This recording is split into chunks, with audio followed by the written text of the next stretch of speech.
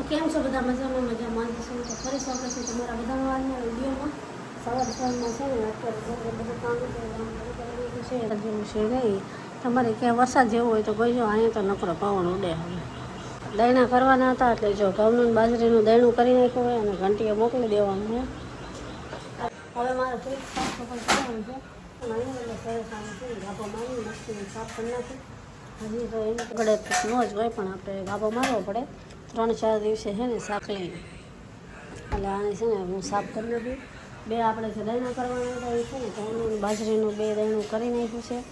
હવે એ દયણું ઘંટીમાં દરાવીએ છે. અને જો માતાજીના ધૂપ દીવા કરી નાખ્યા છે. અહીંયા ધૂપ દીવા થઈ ગયા. રસોડું અહીંયા લઈ લીધું છે. માતાજીને જો અહીંયા પાટીઓ મારી દીધું એટલે બધા ભગવાન ત્યાં અહીંયા રસોડું અને બહાર તડકો જો પવન આવે મસ્ત. બા હજી આવ્યા નથી. બા ગયા છે શાકભાજી લેવા. હમણાં બસ શાકભાજી લઈને આવશે. બાકીનું કામ તો જે હતું બધું થઈ ગયું. હવે મારે પાણીની બોટલ ભરવાની છે. પાણીની બોટલ રોજ ભૂલી જવું ભલે ને એમ તો ગરમી લાગે એટલે ઠંડુ પાણી તો પીવું છું. તો થોડુંક માથું ઠંડુ એમ બહુ ઠંડુ નહીં પીવાનું નકર ગળું દુખે. વાસણ ધોવાઈ જશે. હવે આ છે ને બોટલ છે ને હું ભરી લઉં.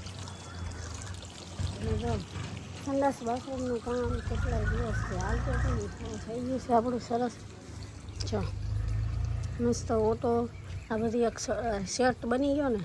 આ ગેંડી દરવાજા બધું ટાંકો ઉપર મૂકી દીધો છે. ફાઇનલી દરવાજા લાગી ગયા છે ને હવે આપણે સંડાસ બાથરૂમ છે ને ચાલુ જ થઈ ગયા.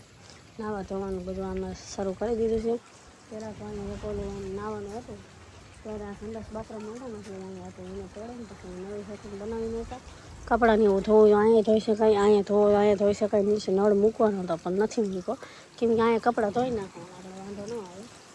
હાલે ગામડામાં તો એવું છે બધું હાલ્યું જાય. એવું કાંઈ હોય નહીં આ ન હોય તો હાલ.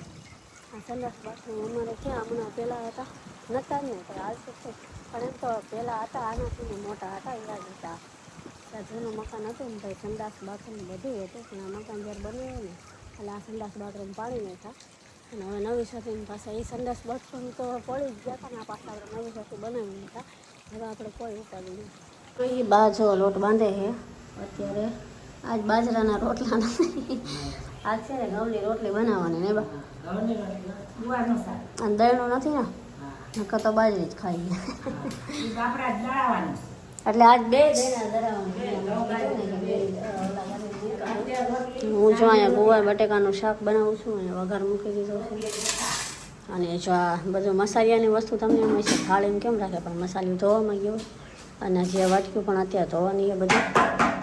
શાક અહીંયા હું બનાવું. બા બાંધી નાખશે લોટ. આ છે ને ગુવારનું શાક ને રોટલી. નકર રોજ બપોરે કઠોળ ખાઈએ. આજે લીલું નાખાય લીલું લાવ્યા પણ આવું ભાવતું નથી. કઠોળ જેવું ન મજા આવે એટલે એવું બધું છે. એક દી મોર એક દી મગની દાળ જગા ફરતો રોજ ખાલી ચણા દાળ ભાત અહીંયા ડુંગળી છે બધું આવ્યું જાય. બાકી તો બધા બધું જ હોય તો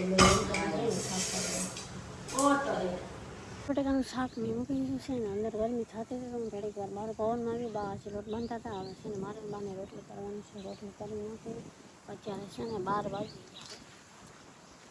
આમ તો 12 વાગે જ રસોઈ બનાવવાનું ચાલુ કરવી એટલે 1 વાગે ત્યાં જમી કરી 1:30 વાગે ને ત્યાં ફ્રી થઈ જાય. પછી તો કાંઈ કામ હોય નહીં. 5 વાગ્યા લગી તો ફ્રી જ હોય. પછી બપોરે ટીવી જોઈને એવું બધું કરવું.